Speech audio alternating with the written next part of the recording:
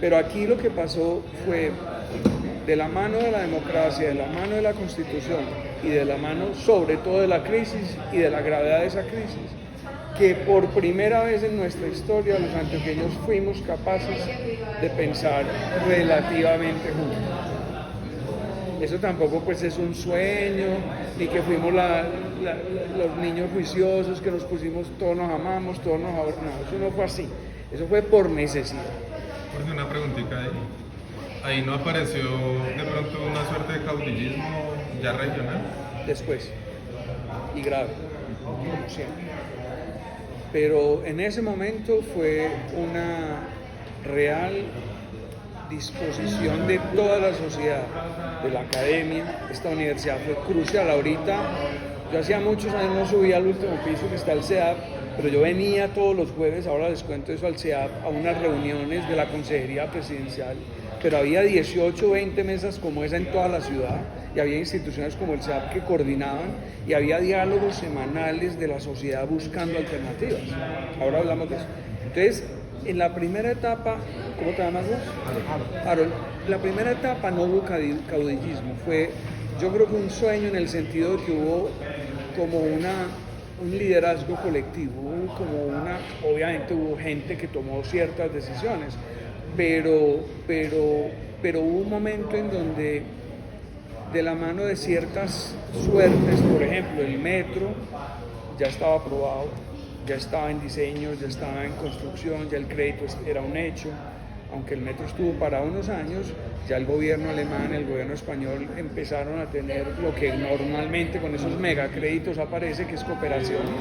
Entonces el banco KfW financió buena parte de los trabajos que Carlos Montoya lideró con el primer, y entonces empezaba a ver como cierta idea de que aquí había unos problemas distintos al metro que había que resolver, y que si no el metro tampoco iba a ser solución. Entonces empezaron a ver como ciertos hervores de eso. Y ahí hago un paréntesis para decir, aquí había una tradición de estudios, planes y proyectos territoriales. O sea, hay que tener en cuenta que esta fue la tercera o cuarta facultad que se fundó en el país y nació como Facultad de Arquitectura y Urbanismo. Pero la segunda fue la bolivariana. Que un pueblo chico como Medellín hubiera tenido dos a falta de una facultad de arquitectura tan temprano en los años 40, no es normal. O sea, aquí siempre hubo como una intención de pensar la ciudad desde la Sociedad de Mejoras Públicas, cosa que compartimos con Cali. Cali y Medellín tienen una historia muy paralela, o sea, los regionalismos pues juegan y eso es parte de nuestro ser, pero es una huevonada porque al final buena parte de la historia del Valle del Cauca y de Cali tiene que ver con Antioquia, y buena parte de la historia de Antioquia tiene que ver con el Valle, pero somos como defendiendo ahí unas banderitas y unas cositas que les gustan a algunos. A mí me ha gustado por momentos, pero yo a los 8 años era hincha del Deportivo Cali, por ejemplo, o sea que no soy un caso típico. Pero mi hermana era del América. La verdad es que mi hermana era más torpe que yo. No, mentira, a mí me llevan al estadio por primera vez a los 8 años. Y llega el Cali y le mete 4-1 a Nacional. No, pues claro. Nilson Severino Díaz, Jorge Olmedo, Gareca era el que de América, Pedro Sape, Miguel Escobar, La Mosca Caicedo. Cali, yo que iba a ser hincha nacional, era hincha el que ganó. Pues claro, ni pendiente. Y quedé listo, a mí en el colegio me molieron, pero yo era el Cali 1 año y medio, 2 años. Y después quedan subcampeones de la Libertadores. ¿Cuál América? Ni qué carajo, ni Nacional, ni nada, era el Cali. Yo fui como hincha 3 años y ya después me desentendí del fútbol. Hasta que se dio cuenta de lo que malo que era. Ahora se acabó. Ese corporatismo católico del que tanto se habla, o sea, yo veo que eso está allí andando. Entonces un poco para ellos explicarles un poco cómo eso ha, digamos, ha servido porque ese corporatismo católico es reconocido. Yo hablo mucho en el libro de la asociatividad pues nuestra, del trabajo colectivo, y yo creo que eso tiene varias versiones. Una, la católica, la enorme cantidad de conventos, órdenes religiosas y corporaciones y fundaciones que hay en Antioquia de cuenta de la iglesia es increíble. Pero no solo eso. Piensen que la ANDI, FENALCO, la Sociedad Colombiana de Ingenieros, la Sociedad Colombiana de Arquitectos, para no citar muchas más, Camacol, Fenalco, ya la dije, nacieron aquí, no solo aquí, pero nacieron aquí. O sea, ha habido una historia real de crear fundaciones, asociaciones, cooperativas. Los grupos privados crean muchas fundaciones, y hay muchas, no siempre con buenas intenciones y no con afanes tributarios, pero algunas labor hacen, pero otras son impresionantemente positivas para la sociedad. Pero ese mismo asociativismo ha generado combos, carteles, pandillas y capacidad de asesinar y de matar como nadie. Entonces es una cosa muy contradictoria, pero yo por eso derivo que está en el alma del antioqueño esa cosa de juntarse, porque se juntan para hacer extracción de materiales ilegales en la minería, para sembrar coca, para exportar droga por todo el mundo, o para crear fundaciones sociales, altruistas, los gremios profesionales. Hay un corporativismo. De ADN cultural. Sí, hay una realidad también, es que es una región donde el trabajo es todo. O sea, la gente antioqueña trabaja. Es una trabajadera muy berraca vivir aquí. De hecho, nosotros hacemos el chiste de que en otras regiones trabajan para vivir, nosotros vivimos para trabajar. Y eso es un dicho, pero es verdad. Pero yo creo que la unión de Medellín, pues la unión en Medellín para reaccionar a la crisis deriva mucho de ese espíritu de ser capaces de acordar, no siempre con las mejores intenciones, algunas veces simple con el vil negocio, con los tráficos ilegales o cualquier, de juntarnos para sacar adelante algunas cosas, pero muy fuerte aquí. Nosotros tenemos un antecedente vasco y es muy impresionante la relación cultural y personal de la gente de aquí y los vascos. Nosotros tuvimos cooperación con Bilbao en el año 2004 para el área metropolitana y me acuerdo que incluso encontrábamos palabras muy raras que están vinculadas. Por ejemplo, en los vascos le dicen al abuelo Aita. En Antioquia se le decía Taita. Eso no es, las lenguas no son chistes, eso son cosas muy estructurales. Y por ahí va digamos, el comentario, que es algo estructurado. Más allá del tema ético, ¿no? Claro, las discusiones éticas son otras, pero realmente aquí hay capacidad de hacer empresas, de crear fundaciones. Incluso la idea de las universidades, eso no fue los grandes grupos económicos ni nada.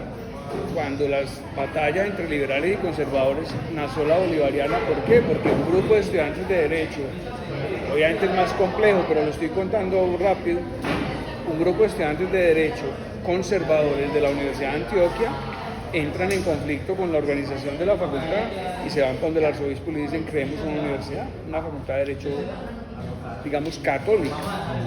O sea, hay una capacidad de actuar y de gestionar colectivamente algunas causas. De hecho, la Sociedad de Arquitectos se funda como en el 34, creo. En el 17 aquí ya había asociación de arquitectos. Creo que en Cali también, pero no era tan común. Y vuelvo y les digo, conventos y cosas de esas, todas las que usted quiera. Fundaciones, todas las que quiera. Y no solo en Medellín, en las regiones, en las ciudades de la región había cosas de esas.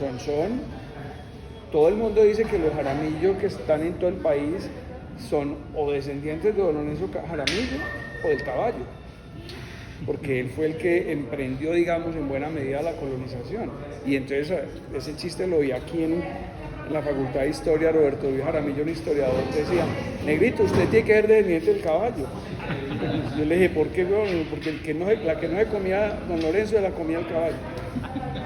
Perdón, pero era porque él lo que decía era que la colonización fue también un problema de gestación de sociedad, o sea, de crear gente, porque descubrían tierras y había que sembrar gente, no solo café, no solo caña de azúcar, había que sembrar gente para trabajar la tierra. Entonces don Lorenzo y todos sus secuaces pues engendraron hijos por todos lados.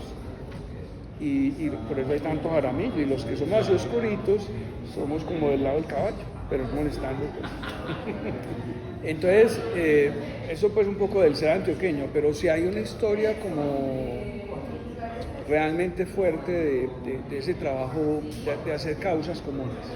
Y vos cuando le tocas a los antioqueños ciertas causas comunes, puede que sea gente que no es amiga entre sí, pero para defender esa causa se vuelven los mejores amigos. Por ejemplo, gente como nosotros, los que ustedes valoran tanto o ponderan tanto por lo que hicimos, a uno no le ofrecen trabajo en Medellín.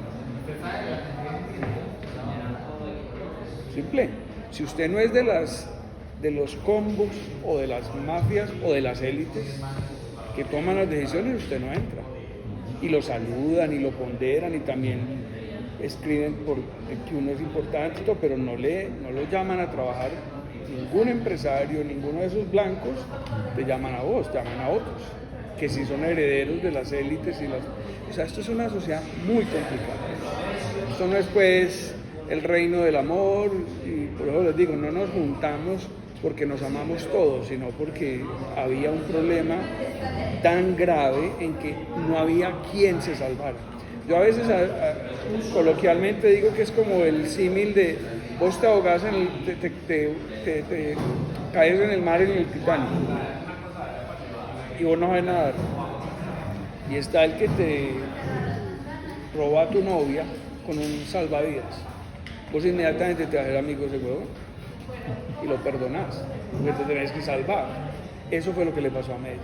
O sea, no es que fuéramos amigos, no es que fuéramos solidarios, no es que hubiera tanta voracidad de justicia social y de equidad. No, había.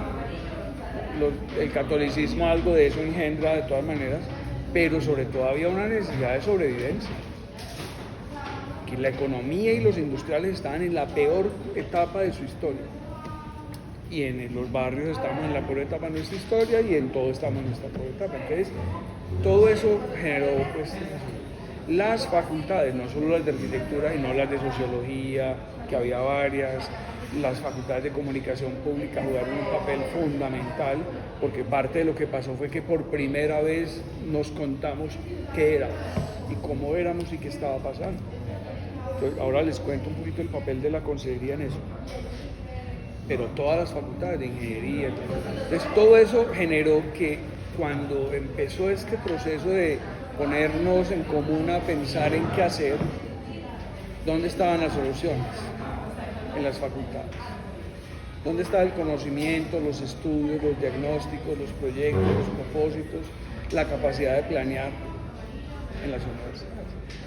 De hecho, había surgido el primer programa de planeación urbano-regional de Colombia en esta facultad.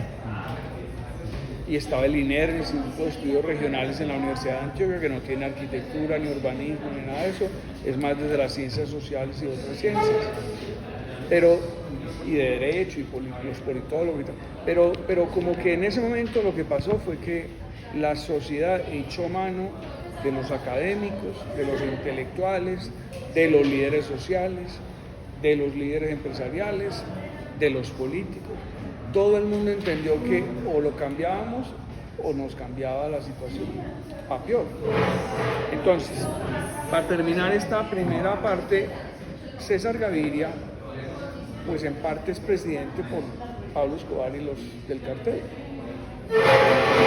Entonces, la primera decisión, según he oído, no es que yo me iba a estudiarme el discurso de posesión de Gaviria, creo que no quisiera leerlo nunca, pero lo que yo tengo en la memoria es que en la primera acción de gobierno en la posesión de César Gaviria es la creación de la Consejería Presidencial para Medellín.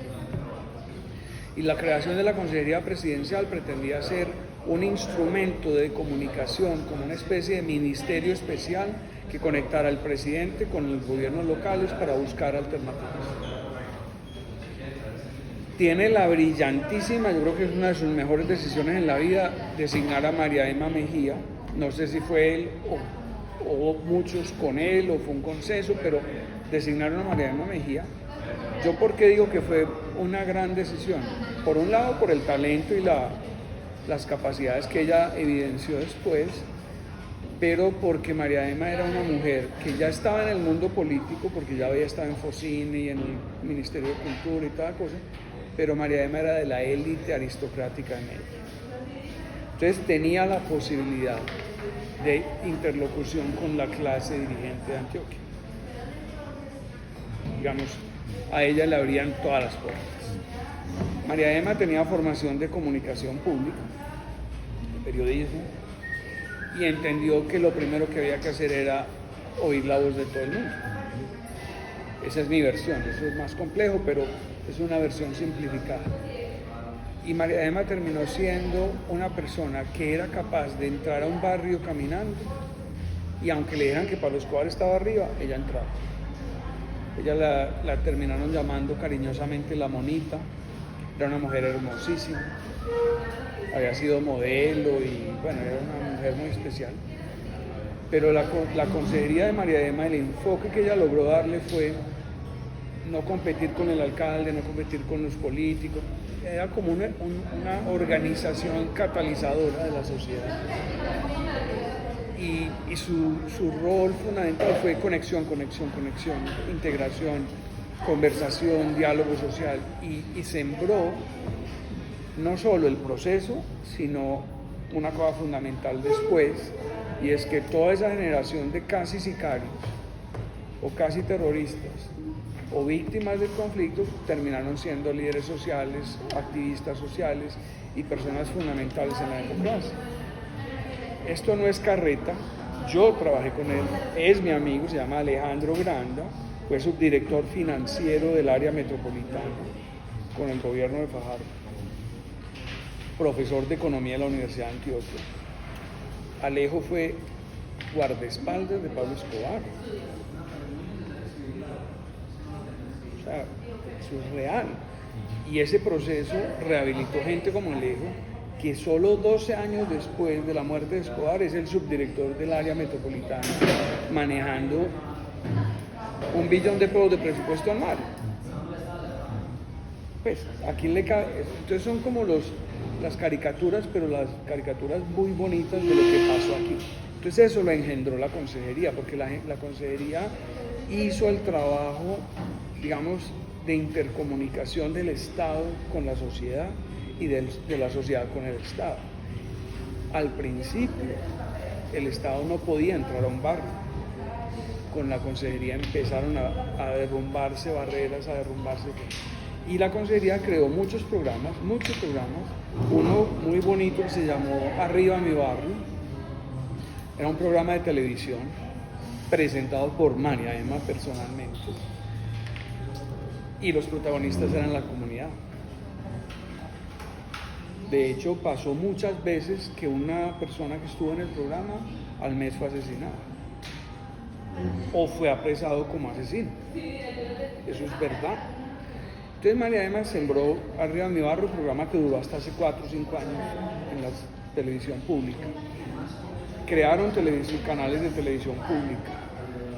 María Emma creó el programa de alternativas de futuro para Medellín, que era un mecanismo en el que entidades, como les dije ahora, el CEAP, coordinaban las mesas, pero éramos 15, 20 personas que semanalmente veníamos a reunirnos a hablar del tema. No venía aquí a hablar de los temas de vivienda, de urbanismo, espacio público, pero había mesas ambientales, mesas de movilidad, mesas de economía, mesas de todo, mesas sociales, mesas culturales, y entonces en esas mesas lo que se hacía era conversar, poner en común, entendernos, y la relatoría de esas mesas se llevaba a un congreso anual multitudinario. Cuando digo multitudinario son 2.000, hay quien dice 5.000 personas en un auditorio reunida oyendo hablar de la ciudad. Y ese proceso, en mi opinión, fue el que permitió que germinara todo aquí, porque coincidió con la democracia, coincidió con la muerte de Escobar, coincidió con que la sociedad se puso en plan de convergencia, y a largo plazo derivó lo que ya les dije en formación de capital humano. El capital de liderazgo social de esta ciudad es increíble.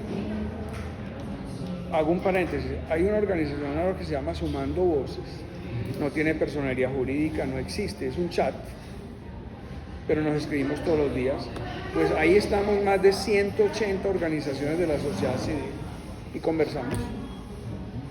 Inicialmente había un apoyo de USAID que ya desapareció, pero la decisión fue seguimos, con o sin USAID, con o sin Secretaría Técnica, con o sin capacidad logística, tenemos que ser capaces. Y en este momento estamos en la onda de tratar de organizarnos. Yo soy un bicho raro porque yo soy el menos organización social de todos, pero por mi rol pues me invitaron y me confían y me quieren tener ahí. Yo voy y voy a las reuniones que puedo y unas son virtuales, pero el chat es diario y compartimos mucha información sobre la ciudad, hacemos cierta labor de veeduría en unos casos, de aportes en otros.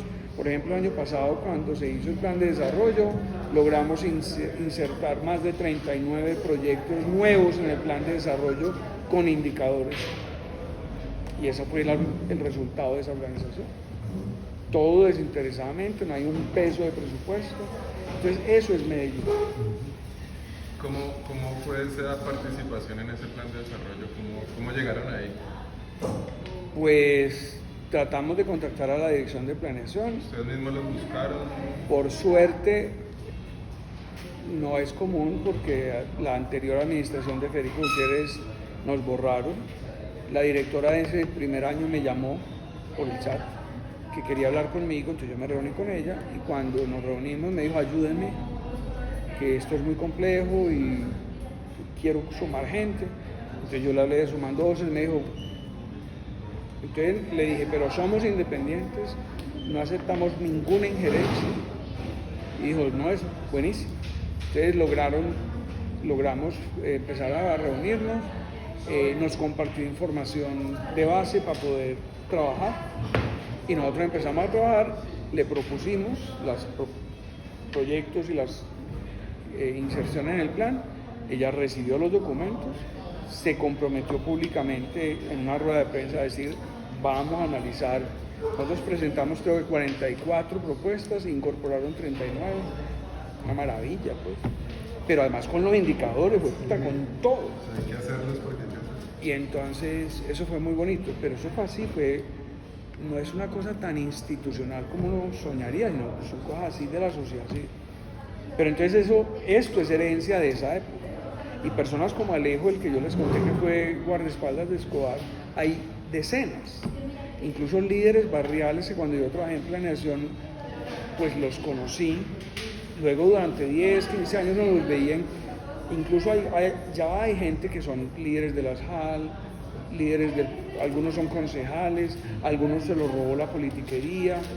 No todo ha sido un sueño de rosas, pero un jardín de rosas, pero es la sociedad. O sea, la sociedad tiene que producir su capital humano y eso se sembró en la consejería. Entonces, lo bonito de la consejería es que eso tuvo una duración con María Emma, si yo no me equivoco, fue como hasta el 93.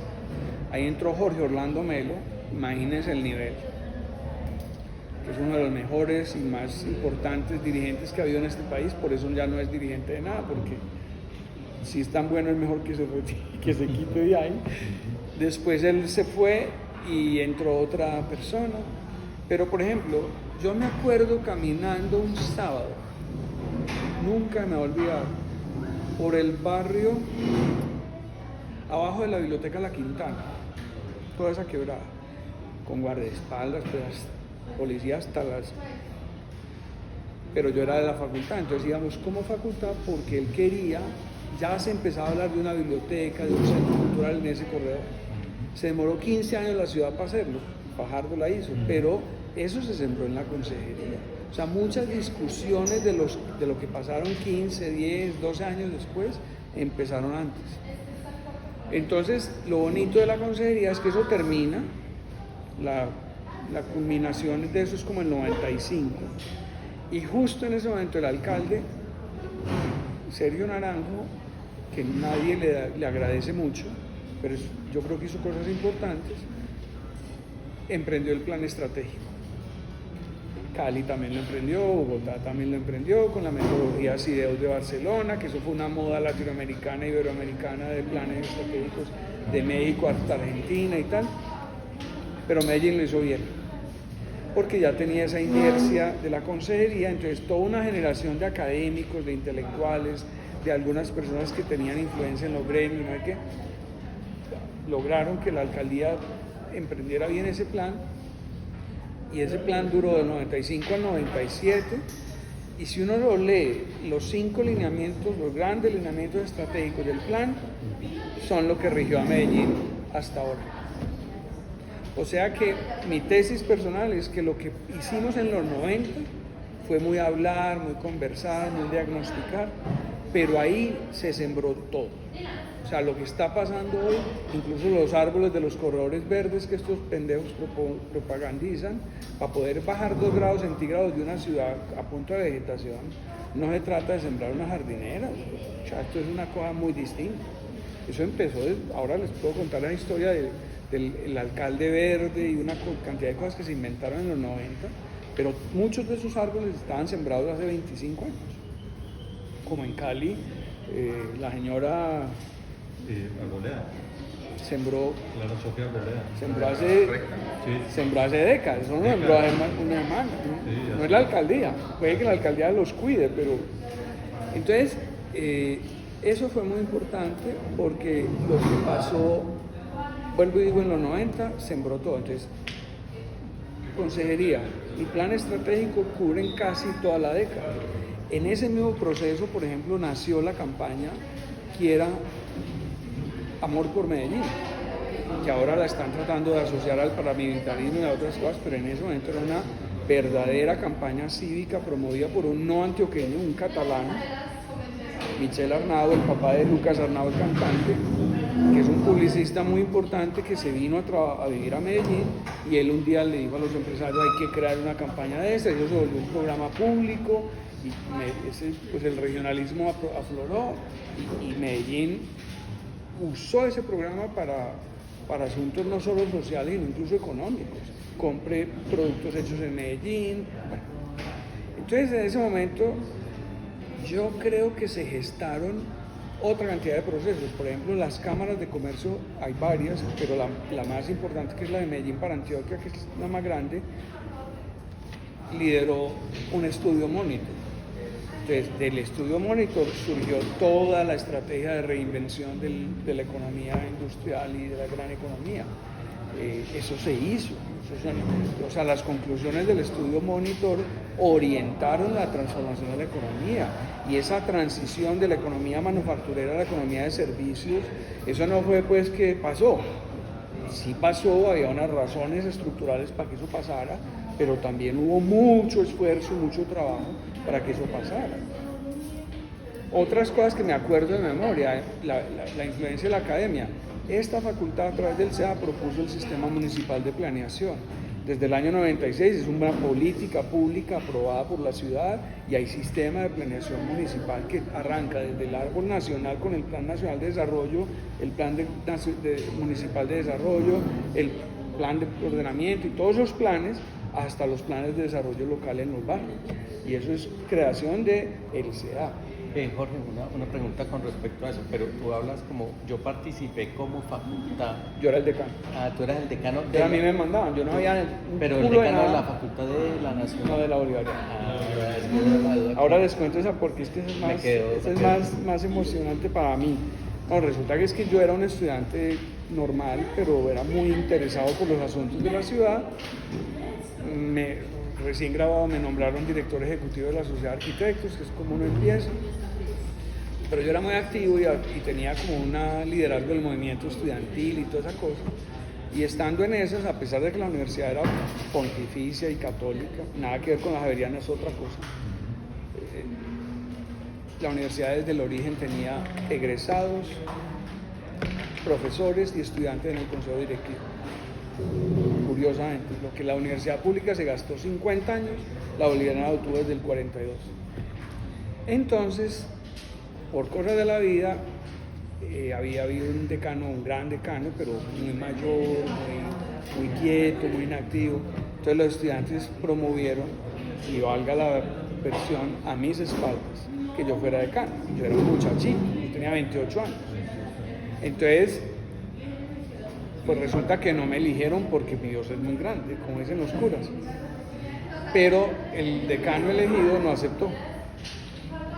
Entonces el rector le tocó rehacer la terna así en un par de días y gané. O sea, yo gané por descarte. Pero el cuento, y ahí sí lo digo a boca llena y no me importa, hicimos una decanatura espectacular porque era un momento muy bonito de la facultad donde había mucha gente buena, entre los estudiantes, entre la gente joven, y pasó lo que pasó con la consejería. Por ejemplo, la decana actual fue la estudiante que lideró el movimiento. Entonces es como procesos.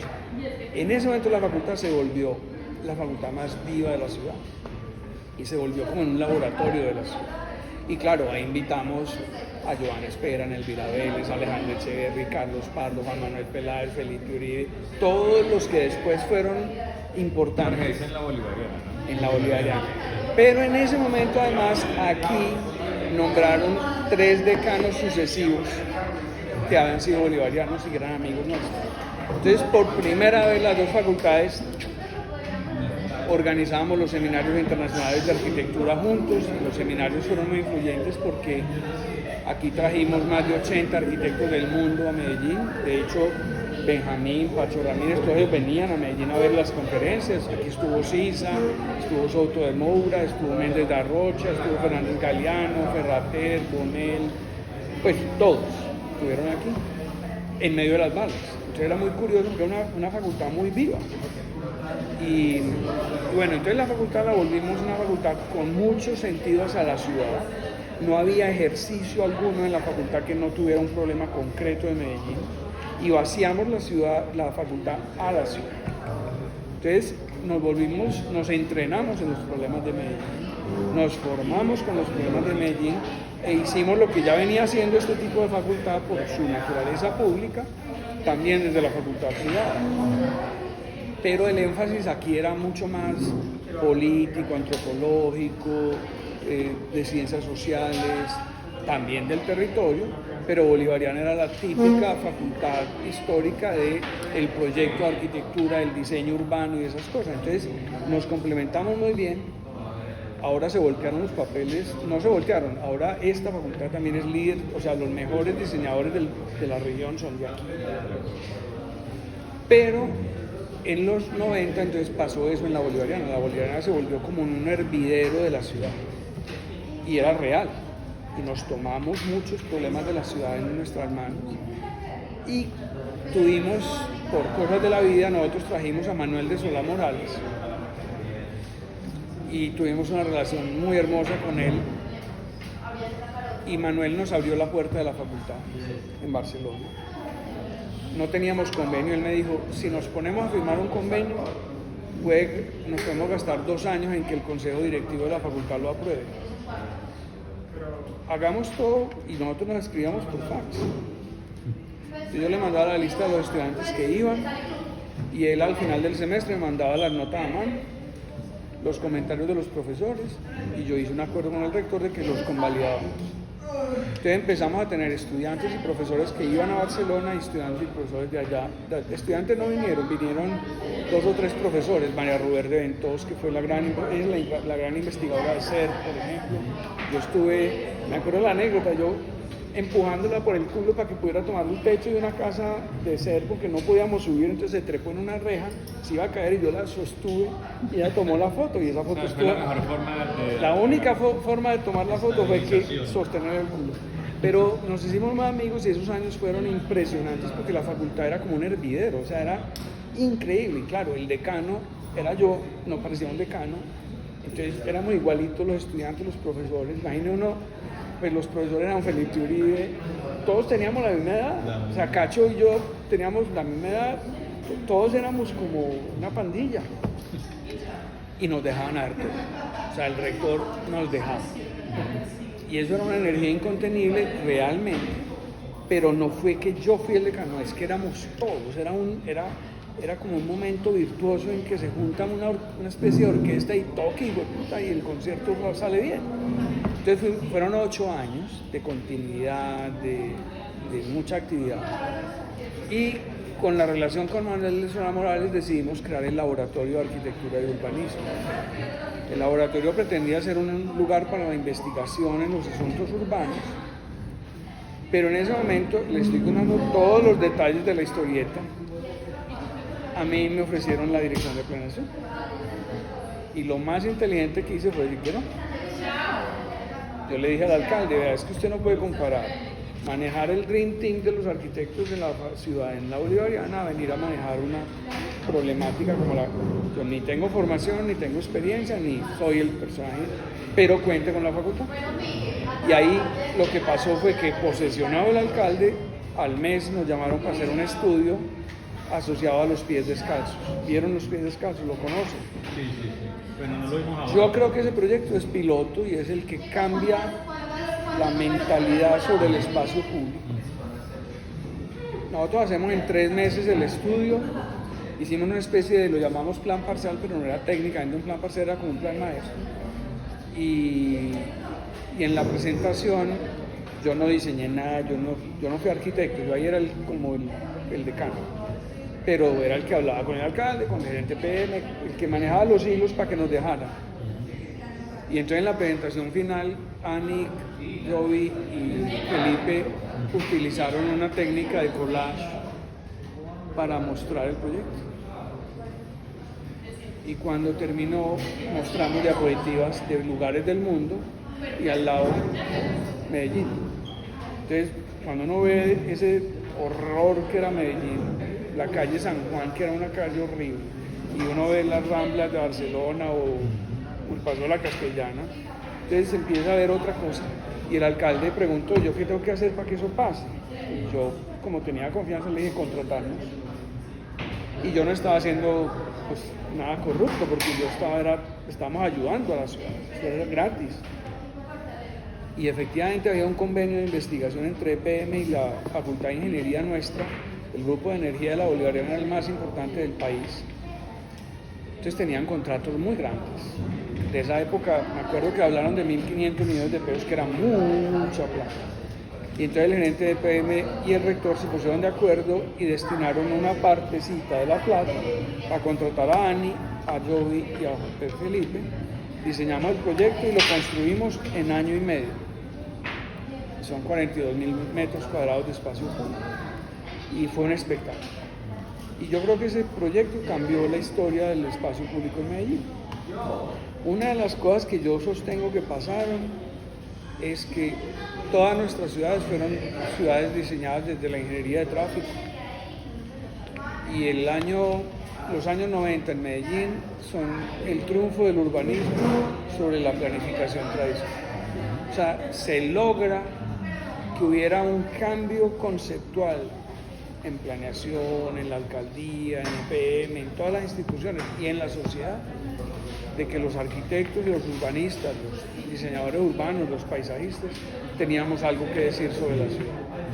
Y ahí empieza un camino que los fajardistas como Cacho solo asocian a Fajardo, pero el propio Fajardo es una construcción de los años 90. O sea, mi teoría personal también es que Fajardo es una consecuencia como construcción política de lo que hicimos los 90.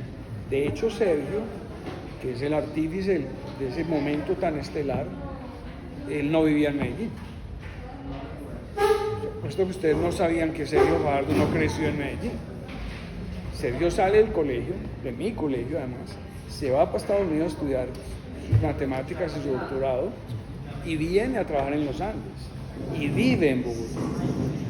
Y como miembro de una comisión de paz con el EPL y otros grupos, conoció al vicepresidente de ProAntioquia, Sergio Bustamante. Se conectan, se hacen muy amigos, los dos Sergios, y Sergio era uno de los líderes del plan estratégico y de ProAntioquia. Entonces traen desde ProAntioquia a Sergio a dirigir el Centro de Ciencia y Tecnología, que era un proyecto que estaba empezando. Entonces Sergio se empieza a involucrar con los procesos de la ciudad, a entenderlos, tiene una gran inteligencia y una enorme sensibilidad y muchas otras cualidades.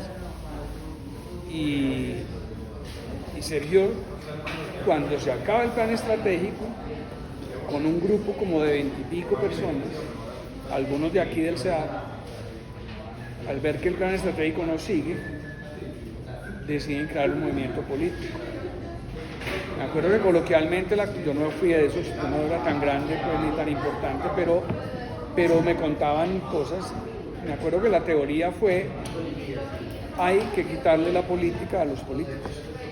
Vamos a crear un movimiento de alternativa ciudadana a esta mierda, porque con los políticos no hay caso. Trabajamos 10 años en esto y acaban los procesos. Entonces se envalentona un poquito esa gente, esa generación. Ahí estaba gente que después va a ser famosa como Lucía González, que estuvo en la Comisión de la Verdad, o Sergio Bustamante fue vicepresidente de la ANDI, Sergio Fajardo, muchos. Alonso Salazar luego fue alcalde también. Bueno, entonces las ligazones de todo lo que les estoy contando son esas, y es la gente. O sea, la misma gente que trabajó como con mano remangada en la consejería como Alonso Salazar termina siendo alcalde. Entonces es un proceso. Entonces cuando se crea el movimiento político, en la primera elección pierde con Luis Pérez, pero empezó a ser determinante en quién ganaba. O sea, ya era un jugador político serio. Fue la segunda cantidad de votos. No ganó, pero tuvo un gran caudal electoral, y la clase empresarial empezó a decir, perdimos por Sergio Fajardo y el movimiento. Entonces ya la cosa se fue volteando, porque además el alcalde que en ese momento se eligió fue y sigue siendo probablemente una de las personas más corruptas de la historia de Antioquia, pero hizo una alcaldía importante en muchos aspectos. Entonces fue un momento como difícil, pero lo que hizo de bueno Luis Pérez fue el acicate para que el movimiento ciudadano se fortaleciera y siguiera adelante, y ya en la siguiente elección obtuvo la mayor votación hasta ese momento de la historia de la democracia. Y claro, todo se va ligando. Cacho era un gran diseñador, había ganado la Bienal con una casa campestre, pero Cacho siempre todos tuvimos pues, intereses sobre la ciudad. Entonces dice, con todo lo que estábamos haciendo con Barcelona, dice, yo me voy a estudiar un doctorado a Barcelona, y se va.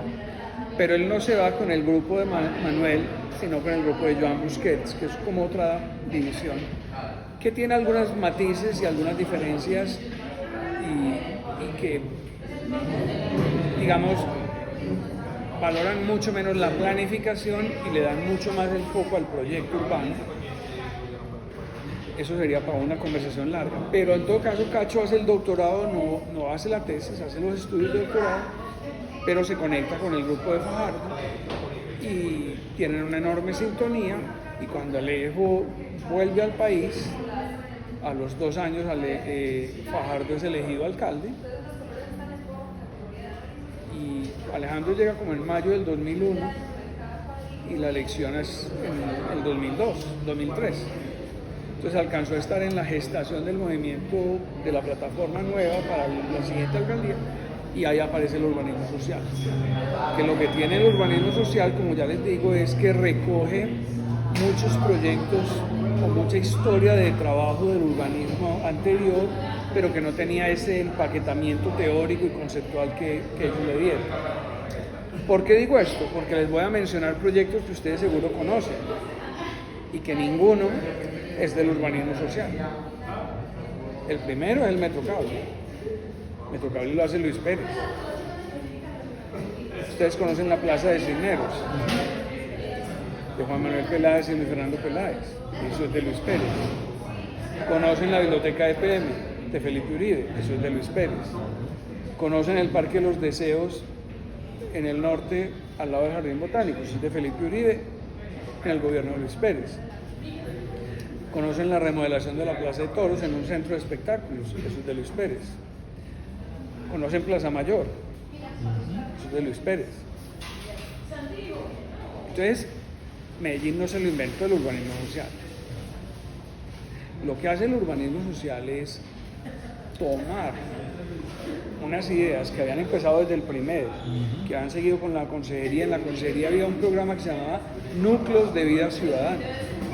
Luis da Pena, un profesor que ya está jubilado de aquí, fue el líder de ese proyecto. Ese proyecto ganó en Estambul, en la cumbre de ONU Habitat, el Premio Mundial de Urbanismo. O sea, el urbanismo no se inventó a Medellín. Yo no me canso de decirlo y eso le molesta a Fajardo y le molesta a Cacho, pero Cacho y yo somos amigos, eso, pues, ya pasamos esa página de rato, pero hubo un momento en que nos querían poner a pelear. No era una pelea, era una discusión entre dos personas que tienen opiniones contrarias o distintas. Pero disculpa, yo te pido una aclaración a ella, porque de los imaginarios que se tienen es que el urbanismo, lo social, nace en Medellín. O sea, tú Sí, estás pero es que diciendo- todo urbanismo es social. Pero El urbanismo social es un sello, como decir café de Colombia, eso es un nombre, pero el café no es de Colombia porque tenga ese logotipo. El café lleva 150 años existiendo en las tierras colombianas.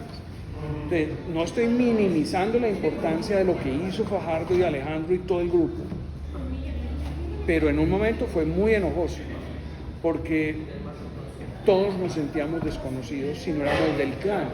Para nosotros, localmente, el urbanismo social se convirtió como el Opus Dei en la Iglesia Católica, una especie de secta, y ellos son los buenos y todos son los malos.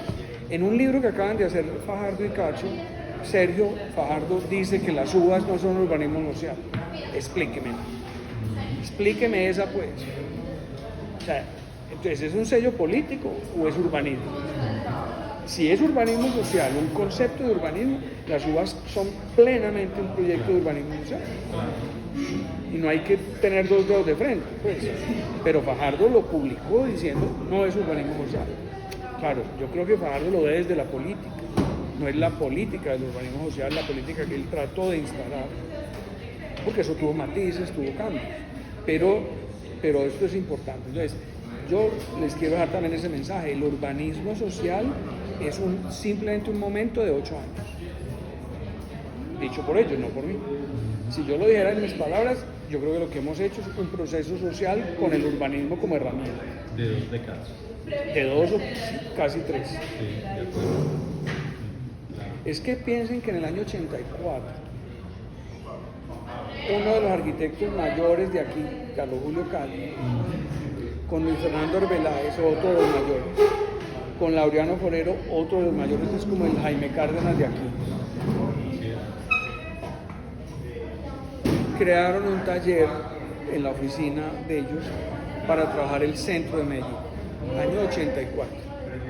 Porque venía cada verano un profesor paisa que fue muy exitoso en Inglaterra, fue socio de Leon Krieger, entonces tenía toda la base teórica del urbanismo en boga en Europa en ese momento, y Pacho Sanín, que era él, venía y con ellos se reunían un mes a trabajar propuestas para el centro. Eso era urbanismo social, ¿no? Lo que hizo Carlos Montoya era urbanismo social, ¿no? Lo que hizo Luis da Pena en la consejería era urbanismo social. A mí sí. Por ejemplo, el metro se ingenió un proyecto de paisajismo. Todo el corredor del sistema metro tuvo un proyecto de espacio público que ahí está y que tiene espacios públicos, vegetación. Pues eso fue un proyecto de paisajismo liderado por Clarita Cárdenas, Carlos Velilla, que hoy viven en Los Ángeles, y Mónica Gómez y otros arquitectos dentro del metro. Y ese proyecto para nosotros fue absolutamente importante. Entonces, vuelvo y les digo, esa discusión hay que darla, pero esa es otra discusión, yo creo que más política que técnica del urbanismo, pero eso fue muy importante, porque lo que hizo Fajardo, en mi opinión también, es, él recoge, sintetiza toda esa construcción teórica de los años 90 en el plan de desarrollo. Entonces, la propuesta política del movimiento ciudadano de Sergio es lo que habíamos tratado de defender entre todos con la ciudadanía durante 10 años. O sea, equidad, inclusión, barrios completos, llevar servicios a donde no hay, incluye. Y entonces Fajardo es muy brillante. Y una de las cosas, por ejemplo, que dice, listo, esto es como un matemático con plata. Entonces, si vamos a transformar la realidad de inequidad, vamos a focalizar el presupuesto de inversión de la ciudad en los barrios más necesitados. Y él dibuja esa vaina y la pone en la discusión en la ciudad. Y ¿por qué los parques de biblioteca no hubo? O sea, en el barrio del Poblado no hay una biblioteca, aún hoy. Hay una bibliotequita en la UBA. Mi hijo, que es adicto a los libros, va pues mucho, pero me dice: papá, no hay sino libros clásicos y cosas que han regalado, pero no hay nada. Pero él va porque de todas maneras le interesan los clásicos. El asunto es que en el Poblado, en el barrio pupi de la ciudad, no hay una biblioteca. Ahora, todo tiene, eso es también parte de mi obsesión, todo tiene un antecedente, nada empieza de cero. Ustedes han oído hablar de la Biblioteca Pública Piloto. Eso es, creo, del año 53-54, de la UNESCO. ¿Ustedes saben por qué se llama piloto? Porque pretendía ser el piloto de un programa de la UNESCO para toda América Latina de bibliotecas. Lo que pasa es que, como suele pasar, el programa se suspendió, no tuvo continuidad y solo se hizo eso. Entonces lo bonito es que hacemos la piloto, no aprendimos, hacen el plan de bibliotecas de Bogotá, aprendimos y la copiamos aquí y la hicimos en nuestra versión. Peñalosa le da mucha rabia, pero yo le digo: sí, Enrique, eso lo copiamos. Entonces lo hicieron allá. El manual del espacio público lo hizo Sergio Trujillo con Lorenzo Castro. Nosotros en la U un día dijimos: vamos a unirnos con el Instituto de Cemento, el ICPC, y me acuerdo que nos dieron 20 millones de pesos. Eso fue todo el presupuesto y lo que puso la facultad. Hicimos el primer manual de espacio público, ya van 6 o 7 versiones, ya es un acuerdo municipal y todo Medellín se hace con el manual de espacio público. Pero todo tiene una conexión, un antes, un después, nadie se inventa la rueda, no hay tantos héroes como la gente quiere buscar. O sea, yo sí entiendo y comprendo claramente que a Cacho se le dé la importancia que se le da. Claro, la tiene, pero lo que quiero decir es, lo que quiero significar es como cuando la selección argentina gana el mundial, no es Messi. O sea, pueden tener a Messi, pero no es Messi, es la selección. Porque el huevón que tapó el gol fue el Dibu Martínez, no el otro. Entonces, esto es un asunto así, o sea, hay un alcalde, hay un Cacho, pero hay 150 jóvenes arquitectos que están en la EDU quebrándole las pestañas para hacer todos los 250 proyectos que hicieron en 4 años. O sea, es así. Por ejemplo, hay lados más oscuros, a pesar de que éramos conocidos, amigos. Sergio Bustamante, el gran amigo de Fajardo, es director del área metropolitana. Entonces Sergio se elige alcalde y a Sergio lo nombran director del área metropolitana. Ahí fue que yo me vine a Armenia, porque Sergio me conocía y me dijo: venite a trabajar conmigo en planeación, y yo me vine. Al año y medio, un tipo obsesionado contra la corrupción como Fajardo entra en grave conflicto con mi jefe porque había un intento de adjudicar irregularmente una licitación y nosotros, el presidente de la Junta era Fajardo, pero era una entidad autónoma. Entonces Sergio dijo: no. Y resulta que ahí había intereses, no los voy a explicar, y Fajardo se vio envuelto en una gran crisis política en ese momento y cortó por los años, cortó todas las cabezas. Es como si el Real Madrid ahora echara a Ancelotti, a Vini, a Mbappé, a todo el mundo. Que yo lo haría pues porque yo soy hincha del Barça, pero está bien. Pero el cuento fue así, entonces a mí me tocó y yo pensé que yo me tenía que ir del área porque se fue Sergio. Y son 2 personas que fueron los mejores amigos. Y yo soy testigo porque sigue siendo mi gran amigo Sergio Bustamante, no se habla desde ese momento. O sea, fue una ruptura durísima. Entonces, hay muchas historias, ¿cierto? Por ejemplo, Fajardo, en medio de sus maravillosas gestiones con la ciudad, hizo muy mala gestión con el área metropolitana porque no creyó en el fenómeno metropolitano. Él no lo va a reconocer, pero... Entonces, todo en Medellín tiene un antes y un después y tiene unas conexiones, y eso fue lo que yo traté, más o menos, sin decir cosas innecesarias, de contar en mi libro. Y es, yo tenía una especie de taco en la garganta. Yo estaba que me hablaba Y empecé a escribir como sin querer, queriendo, a instancias de un caleño que está en Cambridge, que es Felipe Hernández, que es invitado a la Universidad del Valle. Felipe fue alumno mío de un taller en la San Buenaventura, y un día terminamos en un seminario en Estados Unidos y él dijo, ¿por qué no escribimos estas ponencias? Y yo, nadie empezó a escribir nada y yo sí. Y cuando yo empecé, le mandé lo que escribí y me dijo, ¿en serio? Yo llevaba 25, 30 paginitas. Y entonces empezamos y ahí salió el libro. Pues. Pero yo me gasté 2 años y medio con una metodología muy básica que fue memoria. Yo no consulté, me lo puse como meta, o sea, contar mi versión. Y ya después sí contrasté fuentes, verifiqué cosas, miré, pues, pero yo escribí un documento como este, como estamos conversando. Y yo tenía en ese momento mucha memoria, más que ahora, y había tenido, por mi circunstancia de haber sido decano, mucho chisme. Porque a Jorge Pérez no lo invitaban, pero al decano sí. Entonces yo estaba metido en muchos lugares en esos años y pues conocí a muchos de los actores y hablé con muchos de los procesos y eso me llevó a eso. Muy bien. Chévere, Jorge. Creo que esta conversación lo que hace es que quedamos muy comprometidos para las próximas. A mí me gustaría que si me invitan sea a que haya espacios de conversación amplia y que podamos